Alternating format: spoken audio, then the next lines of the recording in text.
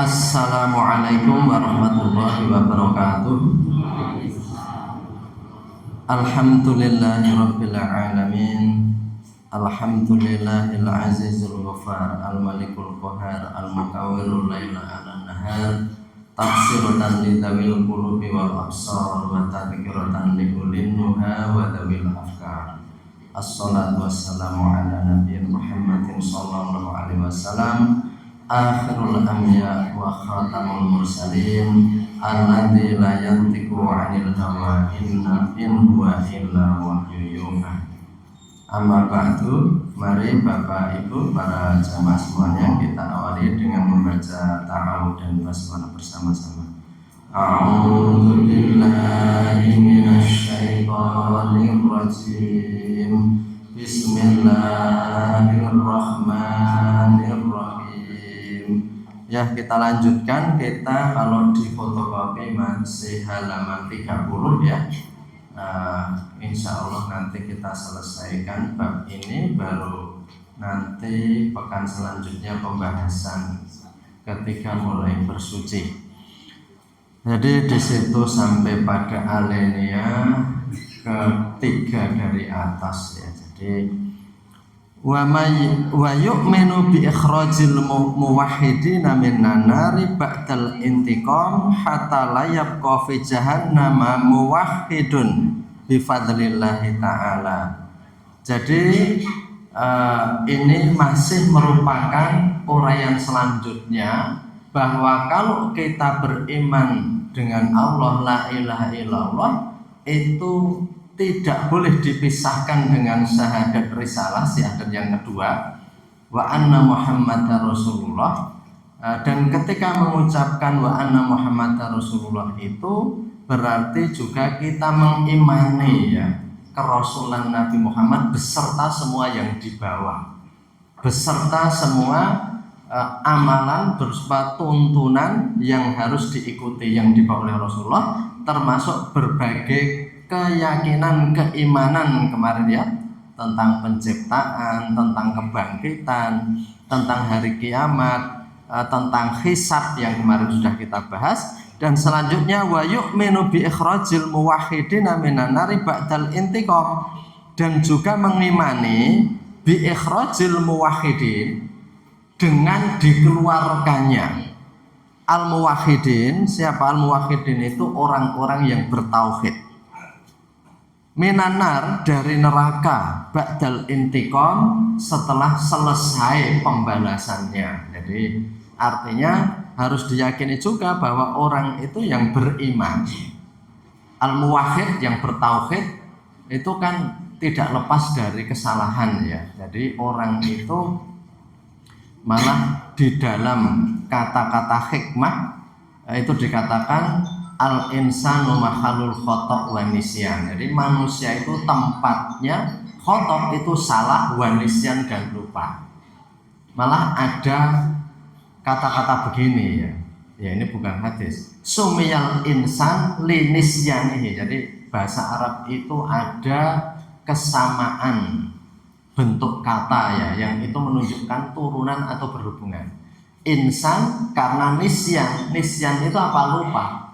Sumiyal insan dinamai manusia karena dia nisyan, dia itu sering lupa. Jadi seperti kolbun, kenapa dinamai kolbun? Limukolabatihi, karena sering bolak-balik, maka namanya kalbu.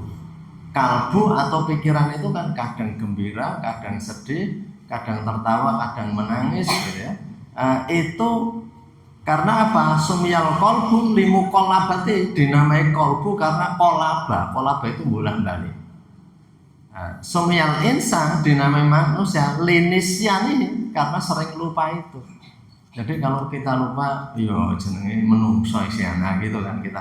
Karena itu insan itu nisyan. Nah ini dikatakan termasuk yang harus kita imani adalah bahwa nanti orang-orang yang bertauhid itu akan dikeluarkan dari api neraka ba'dal intiqam, setelah selesainya pembalasan, hatta la yabqa fi jahannama, sampai tidak tersisa di neraka jahanam muwahhidun, orang yang bertauhid, bi fadlillahi ta'ala, karena fadilah keutamaan yang diberikan Allah, kemurahan yang diberikan Allah. Jadi artinya sekecil apapun, karena kan kemarin kita yakini bahwa hisab itu masa kilul khardali, seberat biji kecil saja itu ditimbang. Jadi Allah itu kan tidak akan la yudhi'u ajrul muhsinin. Allah itu tidak akan menghilangkan, menyia-nyiakan pahala bagi orang muhsin, walaupun itu hanya kecil. Maka dari itu ini diyakini bahwa orang-orang yang bertauhid itu nanti juga insya Allah akan dikeluarkan dari neraka apabila sudah cukup pembalasannya. Jadi ada orang yang punya pemanggih atau punya pendapat bahwa orang masuk neraka itu nggak bisa keluar. Ya ini tidak ya, karena itu bertentangan dengan dalil-dalil yang lebih qat'i. Qat'i itu yang memang lebih pasti, lebih kuat. Jadi qat'un itu qata'a. Qata'a itu bahasa Arab itu memotong. Jadi dalil yang qat'i itu dalil yang cedel gitu ya. Dalil yang memang seperti ini. Jadi kalau dalam bahasa Inggris clear cut ya, clear cut itu bukti yang memang seperti itu. Jadi kan dikatakan wa may ya'mal mithqala dzarratin khairan yarah wa may ya'mal mithqala dzarratin syarran yarah. Nah, jadi artinya sekecil apapun itu dia akan menjumpai hasilnya. Nah, maka di sini dikatakan ya tentu disiksa karena apa, dosa-dosanya. Karena itu ya kita sebagai manusia yang memahami ajaran ini senantiasa kita mohon ampun kepada Allah itu sehingga bisa diampuni sebelum sampai pada hisab nanti. Dan ketika hisab pun kita sebagai umatnya Nabi Muhammad itu masih bisa ya berusaha mendapatkan syafaat Rasulullah yaumil kiamah, jadi di hari kiamat, karena wajib nabika ala haula syahidan, wahai Muhammad kamu akan saya datangkan ala haula atas seluruh manusia sebagai saksi. Saksi itu kan ada saksi meringankan dan saksi memberatkan. Kalau itu di pengadilan kita juga melihat saksi itu ada yang meringankan dan memberatkan. Saksi meringankan, ya Allah saya bersaksi orang itu memang pengikut saya, orang itu memang mengikuti ajaran-ajaran saya. Jadi kita masih memohon agar di akhirat itu ibaratnya diakoni ya oleh Rasulullah. Terus umpaminipun enten perkara-perkara sing nyusahke mangke awake dhewe niki diakoni kali sing menentukan. Wis rasa kapak-kapak kayak bocahku gitu ya. Langsung. Jadi ini kalau Rasulullah juga mengatakan kayak bocahku kayak. Duh Gusti Allah niku lare kula. Niku umat saya. Makanya kita penting ya ittiba Rasul. Jadi di sini dikatakan bahwa setelah siksaan itu selesai itu ya akan diberikan pahala untuk kebaikannya. Hanya kita itu memohon ya di dunia ini kita mohon ampun kepada Allah. Karena dikatakan itu, kalau itu hadis ini ya, insya Allah ini hadis oke. Kullu bani Adam khotoun, setiap anak cucu Adam pasti punya salah. Wa khairul khotoina, dan sebaik-baik orang yang salah at-tawabun, yang selalu bertobat. Maka tawabur rahim ya, tawabur rahim itu bisa dipakai untuk Allah, bisa dipakai untuk manusia. Ini mustarok ini. Kalau yang Allah itu tawab, penerima taubat, tapi kalau yang dikatakan tawab itu kita adalah orang yang suka bertobat. Maka dulu sudah kita sampaikan ya memang bertobat kepada Allah itu mengikuti keburukan dengan kebaikan, plus kita itu banyak beristighfar. Loh, ketoke kak niku namung ucapan istighfar. Iya, tapi memang ya ucapan itu kan salah satu bentuk bahwa kita itu memang akan berbuat baik. Makanya ya ucapan itu beristighfar itu dulu saya sampaikan bahwa Rasulullah saja wa inilah astaghfirullah apa dikatakan sab'aina marotan. Jadi bahwa saya sesungguhnya beristighfar kepada Allah itu tidak kurang sehari itu sab'aina marotan, 70 kali ya. Itu karena Rasulullah itu juga menyadari sebagai manusia ada kesalahannya. Saya sering matur kepada para jamaah semua dalam berbagai pengajian, yang namanya dosa itu nggak usah dicari, kita itu sudah nyampar nyandung ya. Nah, jadi kita baru melihat satu pandangan saja terkadang kita sudah dapat dosa. Maka itu Ali bin Abi Thalib itu menyampaikan ya, ketika bertanya kepada Rasul itu, lakal ula wa alaika tsaniyah. Kalau kamu melihat sesuatu yang tidak boleh dilihat, lakal ula, ya wis bagianmu, jatahmu yang pertama melihat. Nek tok baleni meneh wa alaika tsaniyah, kamu dapat dosanya. Jadi kamu dapat dosanya. Jadi artinya sesuatu yang nggak boleh dilihat itu kalau sekali itu ya, orang kan terkadang tidak kejarak gitu ya. Di jalan itu kita ya mesti nginget kayak ngomong do liwat barang, padahal yang sing kudune ra dibaleni diinget ke meneh gitu ya. Bocah do boncengan, bocah piye-piye gitu ya. Bocah mlaku gitu ya. Sing do nggo klambi kurang bakale niku nggih. Kurang bakale dan sebagainya. Itu kan lakal kula, ya kalau kamu nggak sengaja melihat ya jatahmu. Laka, bagianmu yang pertama. Jadi bahasa Arab itu kalau pakai laka, li, itu artinya yang baik-baik. Artinya jatahmu itu, bagianmu. Wa alaika, kalau ngalah mesti itu hal-hal yang menyedihkan. Wa alaika tsaniyah, dan atasmu dosa-dosa kalau kemudian kamu baleni yang kedua kalinya. Kayak mau apa toh gitu. Atau malah koncone endi gitu ya. Nek niku dereng ngingetke ning kancane sing ngingetke pripun ya, itu sama sebenarnya kan. Yang pertama itu diampuni karena rage jarak tadi. Ini nek kancane kae nang ngono melanjur endi ora, itu sudah enggak boleh. Jadi biasanya manusia kan begitu, kalau yang dilarang dia ingin melakukan, kalau yang disuruh malah enggak mau melakukan. Kowe cah cilik gitu ya. Kon sinau rada sinau, ojo cerak-cerak jurang malah cerak-cerak jurang.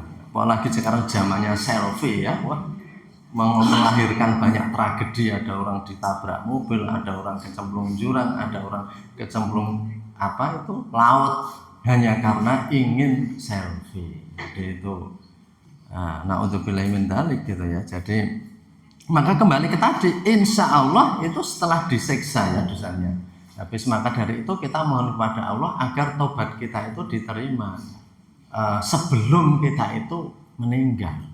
Karena kalau sudah meninggal itu kan nanti ya bisa saja orang lain mendoakan ya Allah ampuni dosa-dosa almarhum, itu tetap bisa, tetapi akan lebih baik ya orang itu kalau memang bertobat karena diajarkan, dan Allah akan menerima tobat. Innallaha yaqbalu taubatal abdi ma lam yugharghir, ya dalam hadis sahih begitu. Sesungguhnya Allah menerima tobat hamba sebelum yugharghir. Ini bahasa Arab kok enten yugharghir ini apa ya? Rada aneh. Jadi bahasa itu akan mencerminkan bunyi ya. Yugharghir itu mungkin terjemahan yang tepat itu kan sebelum nyawa sampai kerongkongan yang mau dicabut. Mungkin ya nek cara Jawane yugharghir itu klokor-klokor gitu ya. Innallaha yaqbalu taubatal abdi, Allah menerima taubatan hambanya malam yugharghir, sebelum itu sampai tenggorokan, nyawa itu mau dicabut sampai tenggorokan, yugharghir, klokor-klokor itu ya. Orang mau meninggal terkadang ada seperti suara dari tenggorokan gitu ya. Jadi Allah menerima tobatnya hamba sampai begitu. Sampai begitu. Dulu saya sudah menceritakan ada seorang pastor di Belanda yang masuk Islam 2 hari sebelum meninggal. 2 hari sebelum meninggal, yang itu dikatakan ya, dikatakan oleh, saya sebutkan dulu ya, saya mendengar di internet dari Rektor Universitas Islam Eropa itu katanya small action great benefit ya, tindakan kecil tapi manfaatnya luar biasa kalau masuk Islam 2 hari sebelum meninggal gitu ya.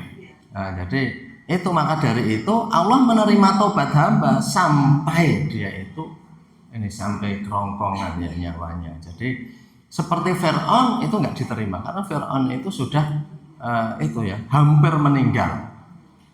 Ketika lautan itu tempuk lagi ya, balik lagi, Maka apa kata Fir'aun? Amantu bima amanu bihi Bani Israil dan seterusnya. Ya Allah, saya beriman sebagaimana imannya Bani Israel dan seterusnya. Tapi ya itu sudah kesekian kalinya Fir'aun itu diingatkan. Malah larinya pun kelelep itu dalam rangka mau menangkap Nabi Musa. Nah, kok ketika kelelep itu aman tuh, saya beriman saat ini. Oleh Allah tidak dijawab. Hanya Allah kemudian menyampaikan ayat berikutnya, al yauma nunajjika bi badanika liyakuna liman khalfaka ayah. Pada hari ini nunajjika, saya selamatkan apa? Badanmu.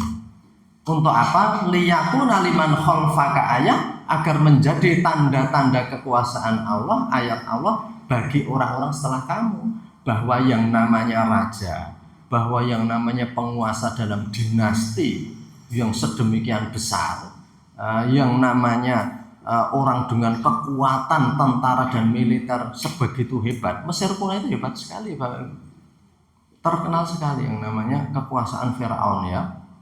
Itu ratusan tahun, Firaun 1, 2, 3. Jadi ini salah satu Firaun itu adalah Firaun di zaman Nabi Musa. Jadi itu kalau dalam sejarah sering dikatakan dengan Ramses kedua. Jadi Ramses 1, 2 itu Ramses kedua yang di zamannya Nabi Musa. Itu sebagian ahli sejarah mengatakan begitu. Jadi itu al-yauma nunajjika, jasadmu saya selamatkan untuk monumen kejelekan bahwa ini loh orang yang mengaku sebagai Tuhan, yang dia berkuasa, yang bisa mengerahkan tentara banyak sekali. Itu juga ternyata matinya hanya karena kelelep. Bukan karena pertempuran yang dahsyat, bukan. Mengkeneng banyu njur ra iso nglangi, ra iso bluru. Tamat riwayatnya gitu. Ini Rasulullah itu kan minta ya, generasi muda itu, anak-anak itu diajari apa? Arimayah, melempar panah, sibakah, berenang, rukubil khail, mengendarai kuda. Adibu auladakum birimayah wasibakah warukubil khair. Didiklah anakmu itu dengan rimayah, melempar panah, wasibakah dan berenang, warukubil khair dan mengendarai kuda. Ya mungkin panah sekarang bisa diartikan berbagai macam ya, senjata modern. Wasibakah dan berenang, hebat sekali. Nabi itu visinya udah jauh ya, karena dituntun oleh Allah ya.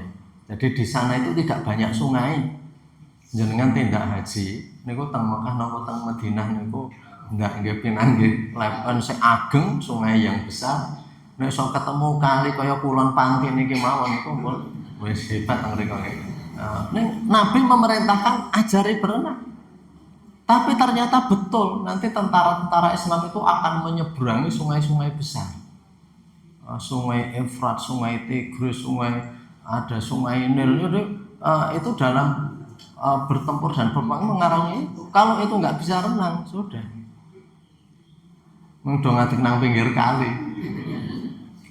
meng piye-piye ngraiso itu. Jadi maka berenang. Sakniki zamane sik sepuh-sepuh niki alit kados kula barang niki isih wangun adus nang blumbang, adus nang kali, dadi do iso renang. Ning laris sakniki nek ra diterke nang kolam renang niku ra do iso renang. Niku pentingnya. Mula ana enten cah kepleset nang kali njur do meninggal. Nang pantai kepleset karena sama sekali ra iso renang. Niku Nabi sudah memerintahkan nggih. Bisibahah ya. Kembali tadi, jadi intinya niki harus bertobat kita semuanya itu nggih. Jadi ittabi'il hasanata ittabi'is sayyi'atal hasanata tamhuha. Salah satu cara bertobat itu ikutilah perbuatan yang buruk itu dengan dibusak nggo perbuatan baik, tamhuha. Semoga itu bisa menghapus. Yang namanya taubatan nasuha itu kan begitu. Wattabi'is sayyi'atal hasanata tamhuha. Ya biyen tau ngapusi ning nek njur jujur terus insyaallah wong do lali. Jenenge njur pindah. Bukan pembohong tetapi orang yang jujur ya. Jadi seperti itu, karena tamhuha itu bisa menghapus, walaupun menghapus itu tidak mudah ya. Selanjutnya wa yu'minu bisyafa'atil anbiya. Dan beriman adanya syafaat tadi sudah kita sampaikan ya ketika menjelaskan yang atas, bahwa kita iman juga biar besok diakoni oleh Nabi Muhammad. Ya, yang diakoni itu siapa? Yaitu orang-orang yang mengikuti jalan Nabi Muhammad. Jadi in kuntum tuhibbunallaha fattabi'uni yuhibbukumullah wa yaghfir lakum dzunubakum. Kalau kamu itu cinta kepada Allah, fattabi'uni, ikuti saya. Jadi iman kepada Rasul itu mengikuti ittiba Rasul ya.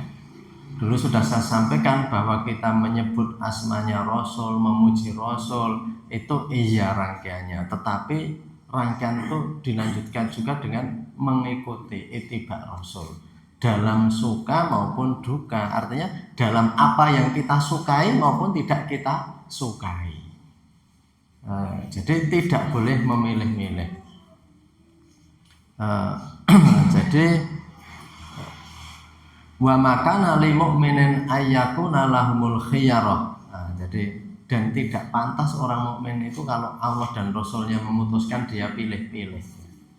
Dia pilih-pilih. Jadi ya adapun ada ajaran yang kita belum mampu, itu namanya bukan memilih, tapi ini belum mampu, insya Allah kita akan terus seperti orang yang latihan beban, latihan barbel ya, 1 hari setengah kilo, lama-lama bisa 3/4 kilo, lama-lama 1 kilo, lama-lama 5 kilo, lama-lama 1 kental, lama-lama kalau dalam fear factor itu bisa nyeret truk dengan giginya.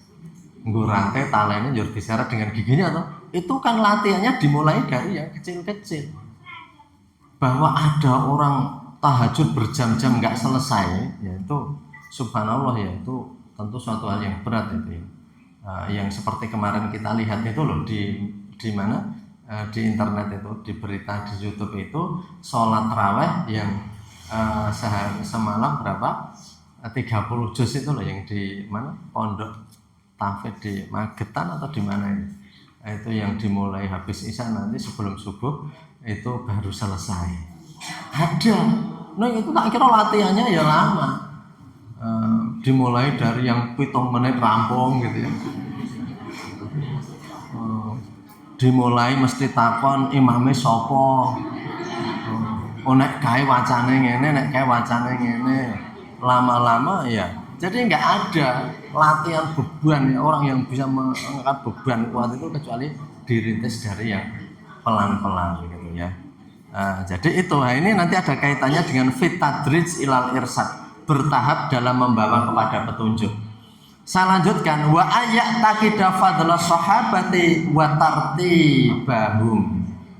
Dan juga kita harus beriktikad, yakin fadla sahabati, keutamaan para sahabat, wa tartibahum, dan urutan-urutan mereka. Tertib itu artinya sesuai tingkatan-tingkatannya. Itu bahasa Arab. Tartib ya. Maka tingkatan-tingkatannya namanya martabatun atau martabat. Jadi orang kalau sesuai martabat itu namanya tertib. Tingkatan demi tingkatan.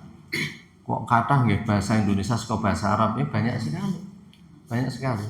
Wa ayat takida fadla sahabati wa tartibahum wa ana afdhalan nasi ba'da Rasulillah sallallahu alaihi wasallam Abu Bakrin tsumma Umar tsumma Utsman tsumma Ali radhiyallahu anhum ajmain wa ayyusina dzanna bi jami'i sahabah wa yathna alaihim kama athna Allah taala wa rasuluhu alaihi salatu wassalamu alaihim.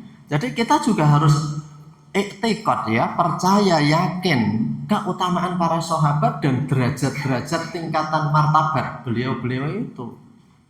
Karena apa? Karena Allah sendiri itu juga memberikan martabat itu, yakni dari Rasulullah, Abu Bakar, Umar, Utsman, Sayyidina Ali ya. Wa ayyuksina dzona, dan kita juga harus yuksina dzona, memperbaiki dzon, persangkaan. Artinya kita harus husnudzon dengan para beliau itu.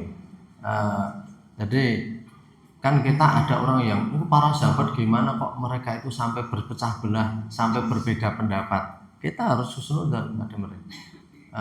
kita itu makomnya itu masih jauh di bawah. Jadi kalau menilai itu terkadang kita belum paham, tidak makomnya untuk menilai ya, menilai. Jadi wa ayuhsina dzanna, dan kita husnudzon pada beliau, wa yathna alaihim, dan kemudian memuji atas mereka sebagaimana Allah dan Rasulnya memuji. Ini saya tunjukkan ya dalam Al-Quran, dalam surat At-Taubah ayat 100. Nah, ini kita bacakan, nanti ditirukan bersama-sama ya, biar kita ada variasi. A'udzu billahi minasyaitonir rajim.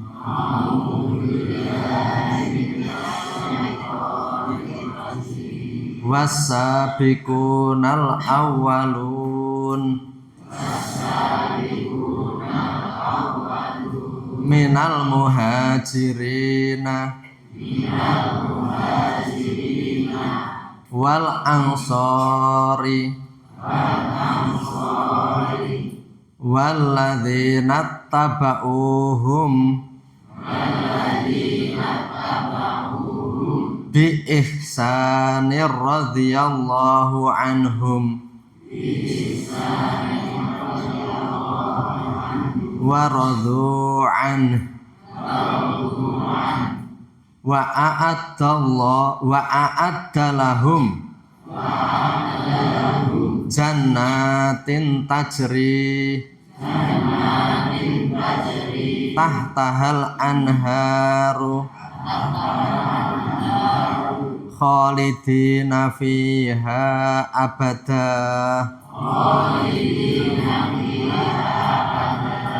Dzalikal fawzul azim.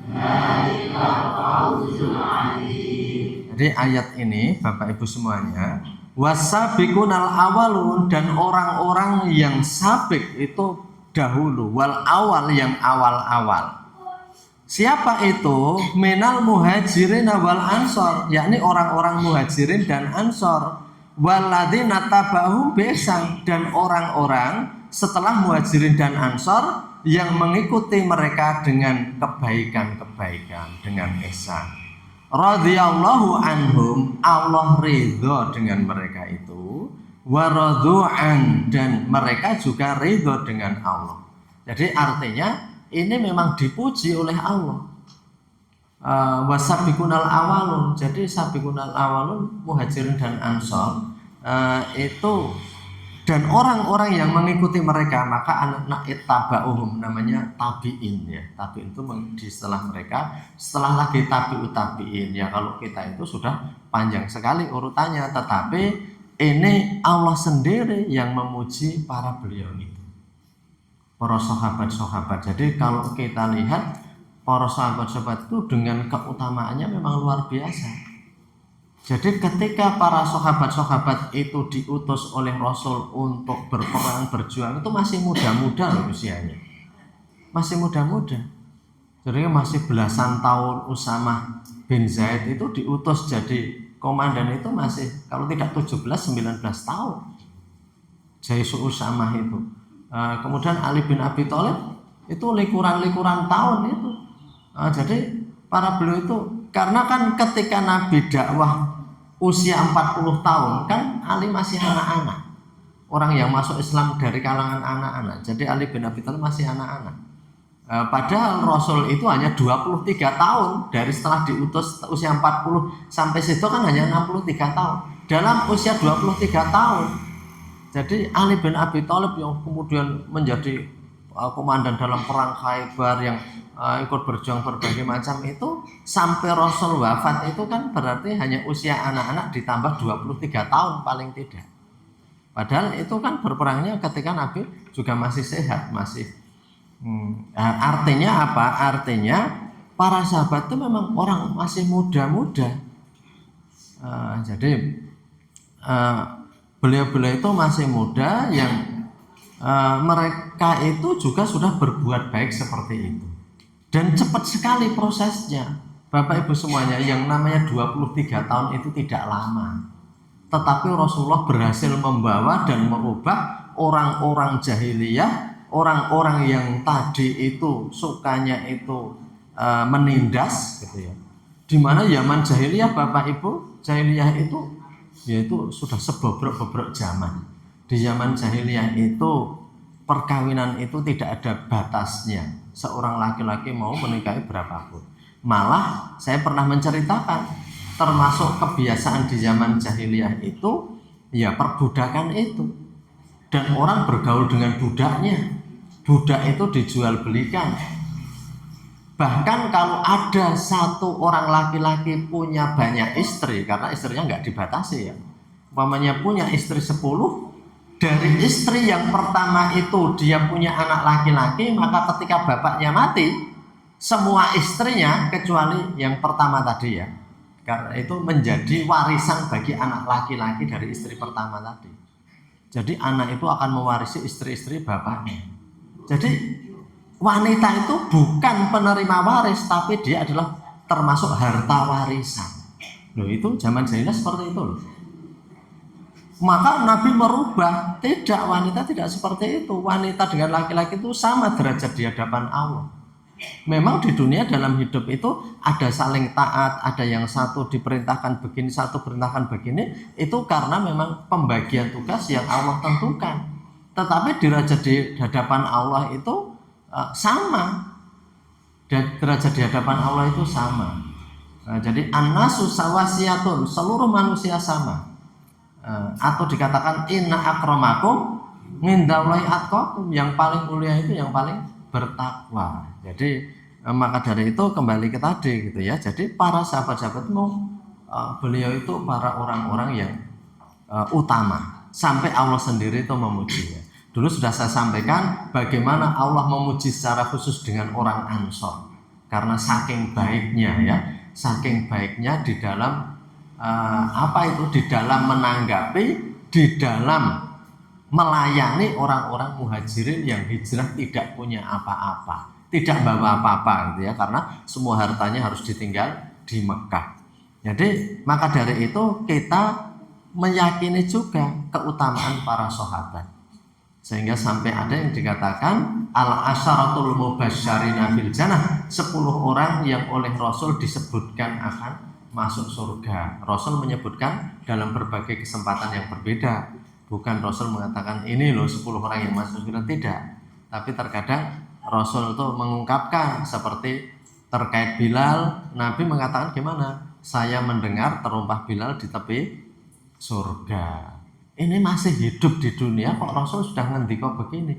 Saya dengar loh, serandalnya Bilal itu serak-serak gitu ya. Kalau teklek memang teklek itu nang pinggiran swarga. Padahal masih hidup semua. Maka kemudian kan Bilal ditanya, apa yang menyebabkan kamu kok saya sampai dengar kalau kamu itu serandalmu itu sudah di tepi surga. Itu toh kebiasaan Bilal ya, setelah habis wudhu kemudian sholat di istiqomah, yaitu sholat zuhur ya, sholat suci. Kemudian seperti yang kemarin atau pernah saya sampaikan, Aisyah mendengar Rasulullah bersabda, sungguh saya melihat Abdurrahman bin Auf akan masuk surga dengan cara merangkak. Nah itu. Tapi walaupun merangkak sudah dikatakan masuk surga. Jadi itu kesempatan-kesempatan Rasul itu menyampaikan itu tidak kemudian urutan. Para ahli sejarah lah yang kemudian merangkai-rangkai orang-orang yang pernah disebut dalam hadis Nabi akan bersama di surga atau akan masuk surga, siapa saja itu dikumpul. Nah itu para sahabat itu sudah seperti itu. Kalau di antara orang-orang sekarang kan nggak bisa ada yang masuk dalam sebutan itu, karena ya kita tidak pernah ketemu Rasul ya. Tetapi keadilan Allah itu tetap, kebaikan itu akan semuanya ditimbang ya. Jadi artinya kita yakin kepada keutamaan para sahabat. Adapun sahabat itu ada kelemahan, dulu sudah kita bahas. Nabi saja manusia biasa, ana basyarun mithlukum, yang itu namanya manusia biasa mesti kanggonan luput, tempat salah dan khilaf. Dan Nabi berkali-kali, tidak hanya sekali ya, ditegur oleh Allah karena kesalahannya. Ketika hadithul ifki, ketika ada fitnah terhadap Sayyidatuna Aisyah, Nabi juga ditegur. Innal khairul lakum, ketahuilah dalam fitnah itu ada kebaikan bagimu ya. Kamu jadi tahu siapa orang yang membuat fitnah, siapa golongan munafik yang kayaknya selalu bersama kamu, tapi sebenarnya mereka itu menikam dari belakang, menggunting dalam lipatan, musuh dalam selimut. Maka berhati-hatilah kepada orang-orang munafik. Di zaman modern pun ya tidak hilang orang-orang munafik itu ya. Nah, itu tetap ada, maka kita juga berhati-hati gitu ya. Artinya kesana itu mengatakan temannya sana, kesini mengatakan temannya sini dan memusuhi di sana gitu ya. Nah, jadi kita ya berhati-hati. Bukan hanya berhati-hati dari korban munafik, tapi berhati-hati agar tidak kena sifat munafik juga. Yang kalau ke sana kita itu seakan-akan akrab sekali dengan dia, membicarakan buruknya sana, yang kalau dengan sana kita itu seakan-akan baik sekali sama dia, membicarakan buruknya sana. Jadi artinya kita juga harus hati-hati. Sampai dalam Al-Quran ada surat munafikun ya, yang intinya agar kita berhati-hati. Jadi sampai Nabi juga mengatakan tanda munafik sekian ya. Jadi karena itu kita harus berhati-hati, bukan saja menjadi korban kemunafikan, tetapi juga kita berhati-hati agar jangan sampai kita itu terkena sifat-sifat ayatul munafik salasa gitu ya. Jadi 3 ayat tanda-tanda munafik. Kemudian selanjutnya fadlu fi wajhi tadrij ilal irsyad. Ini pasal yang baru. Pasal itu sebenarnya artinya kelas, faslun, tapi dalam bahasa Indonesia jadi pasal ya. Pasal itu bagian atau bab. Jadi apa wajhu tadrij ilal irsyad halaman 31, yakni membimbing secara bertahap. Fi wajhi tadrij, aspek, wajhun itu wajah, wajah itu sisi atau aspek. Fi wajhi tadrij, tadrij itu berderajat-derajat. Ini bahasa Indonesia lagi. Tadrij itu darajat. Tadrij itu pentahapan atau penderajatan, ilal irsyad di dalam membimbing. Jadi di dalam mendidik kita itu juga ada mengenal sistem bertahap-tahap. Jadi Imam Ghazali itu adalah ahli pendidikan juga dalam Islam, sama dengan Ibnu Miskawai itu ahli pendidikan. Jadi kalau ada teori pendidikan Islam, diantaranya mengambil banyak pendapat ajaran Imam Ghazali dan Ibnu Miskawai. Nah, jadi itu dalam pendidikan Islam. Imam Ghazali kan dulu kita sampaikan sudah jadi rektor di Universitas Nizamiyah. Imam Ghazali itu jadi rektor 2 tahun ya. Kemudian leren mundur. Nopo pendak dino kok mengene iki ya barter. Jadi ini karena Imam Ghazali kan pemikirannya berkembang terus ya, berkembang terus. Jadi terakhir Imam Ghazali kemudian menyendiri dan menulis karya-karyanya. Jadi itu seperti itu. Jadi jangan disikapi kemudian kita njur dewegah nyambut gawe. Nopo senang alas bendino.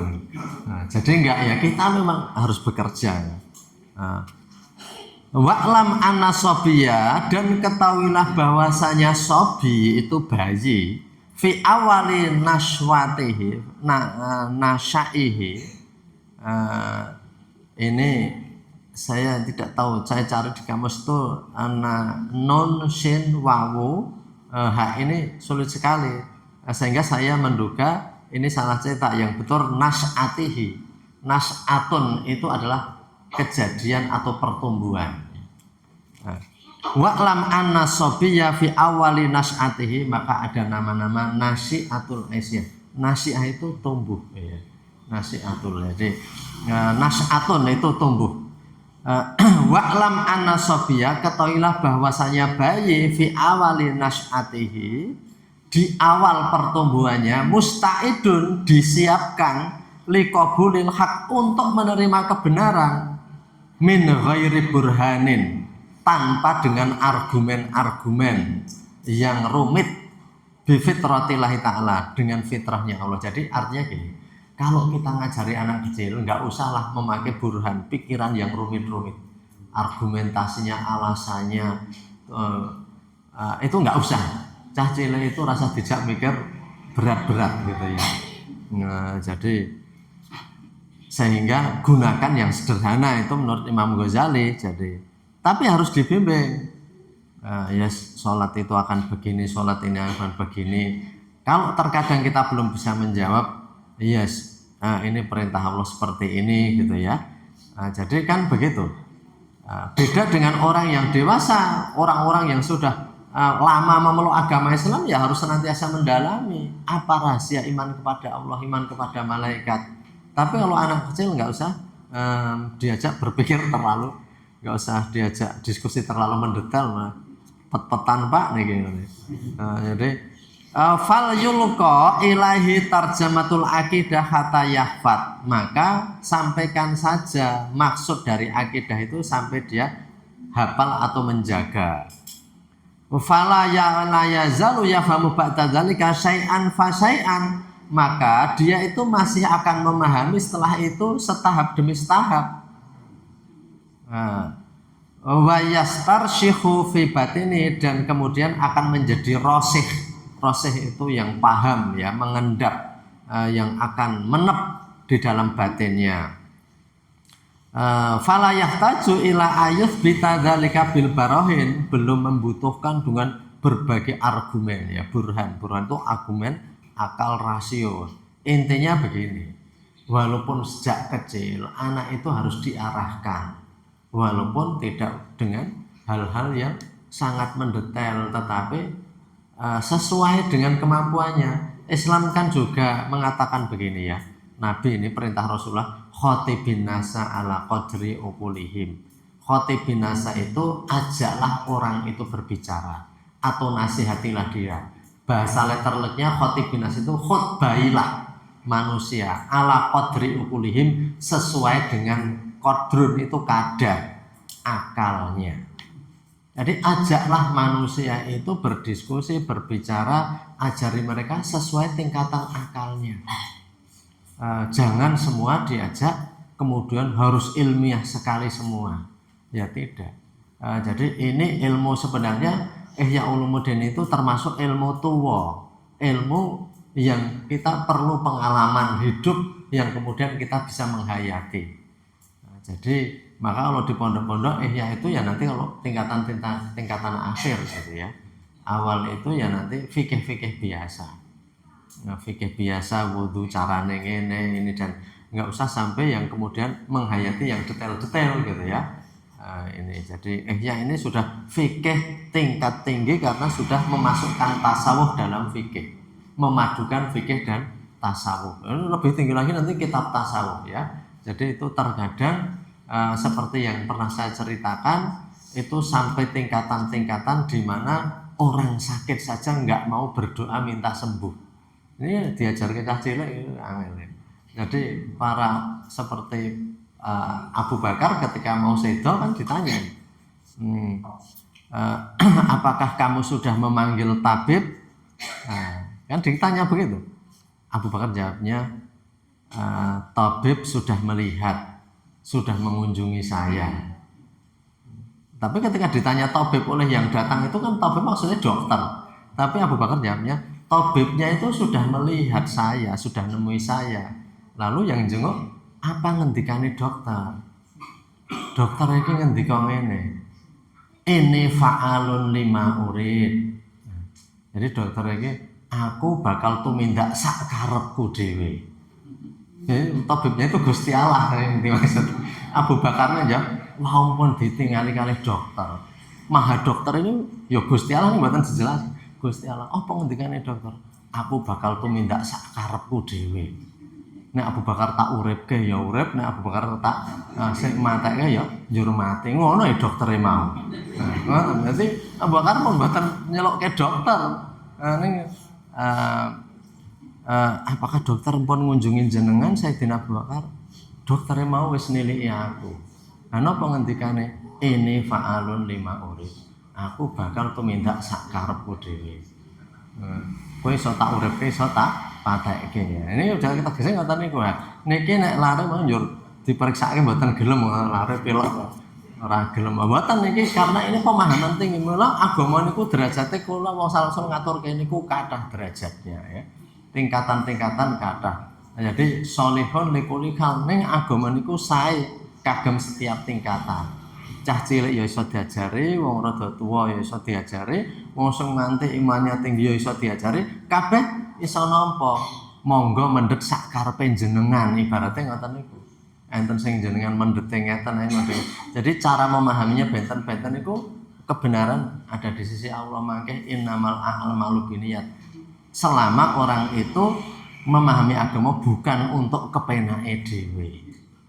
Innamal a'malu binniyat. Kuncine ikhlas niku nggih, keikhlasan. Nah niki jadi harus berderajat-derajat. Menasihati orang juga begitu. Kita lihat nek wong Jawa ngarane nggih empan papan kala mangsa duga prayoga. Jadi artinya ya kita ngandani ada tempatnya, ada tingkatan orangnya. Tiang sepuh perlu kandhani. Ning Al-Qur'an mengendekan wa qul lahum qaulan ma'rufan. Ning ngandani nggih dengan cara-cara yang baik. Pak, Bu, napa mboten saene ngeten nggih. Jadi seperti itu. Oh, aile Bapak kok lali ya. Jadi bapaknya tidak tersinggung ya. Jadi tapi terkadang dengan anak-anak itu mungkin nasihatnya nanti berbeda lagi. Dengan guru juga berbeda, mengingatkan guru. Pak Kiai, Pak Ustadz napa mboten ngeten nggih ayat ini. Oh iya nggih. Ngoten niku nggih. Jadi ada cara-caranya ning tegese ajaklah orang itu pada kebenaran sesuai dengan kadar akalnya. Jadi itu fitadrij ilal irsad ya, bertahap dalam memberi petunjuk ya. Jadi lare tapi harus mulai dikenalkan walaupun makin lama makin mendetail. Niku gunane sekolah niku jan ngoten niku. Nek dipikir Bapak Ibu semuanya yang niki sampun usiane kados kula napa lang sepuh niku saged memanfaatkan nggih. Ternyata pelajaran SD niku mangke eneng gunane pas SMP. Pelajaran SMP eneng gunane pas SMA. SMA mangke eneng gunane perguruan tinggi niku ilmu-ilmu niku sing dereng merasai dereng iso dicerna ketika itu mangke saya tua niku eneng gunane kabeh. Jadi apa yang diajarkan dulu sebenarnya itu tahapan-tahapan yang itu penting. Mila kecuali nek eneng sing ngarane jalma limpat seprapat tamat. Wong ora nganggo SD, ora nganggo SMP, langsung melu SMA perguruan tinggi kok ya iso kok ya pinter niku nggih. 1001 nek wong Jawa ngarane 1001 niku antarane wong akeh niku eneng siji. Malah eneng sing ra sekolah ning do iso nemokke apa-apa sing pinter. Terus sing diajarke ket SD, ket SMP nggih Thomas Alva Edison, roh gurune ditolak ra entuk mangkat sekolah. Mergane angel diwulang bocah niku nggih. Kula pun nate critake to niku dalam riwayatnya Thomas Alva Edison niku disurati ibune niku. Disurati ibune intine nyur Thomas takon, ibune cerita, "Thomas, ibu entuk layang saka gurumu." "Napa isine, Bu?" niku. "Jarine kowe iki wis pinter, wis ngerti. Kowe sesuk ora perlu mangkat meneh." Seneng to Thomas. Ayah bocah saiki kon ra mangkat sekolah, langsung njiko pancing apa njiko pit apa wis pit-pitan mancing wis warna-warna. Cah saiki kon prae ngoten iki. Niku ngoten niku. Thomas Alva Edison niku ning orangnya kan rajin, melakukan banyak percobaan-percobaan, akhirnya bisa menemukan bola lampu. Ngedeke General Electric, perusahaan elektrik. Kula malah pun nate matur nggih. Si baleke tahu-tahu dituku JE General Electric. Boleh jadi niku perpanjangan saking riyen yang didirikan Thomas Alva Edison. Nalika ibune wis meninggal, Thomas Alva Edison ngobrak-abrik lemari. Mboten tekno susah niku nggih. Ning goleki, ternyata layange gurune isih. Lah iki layange Pak Guru mbiyen. Unine jebule ora kaya sik domongke ibune.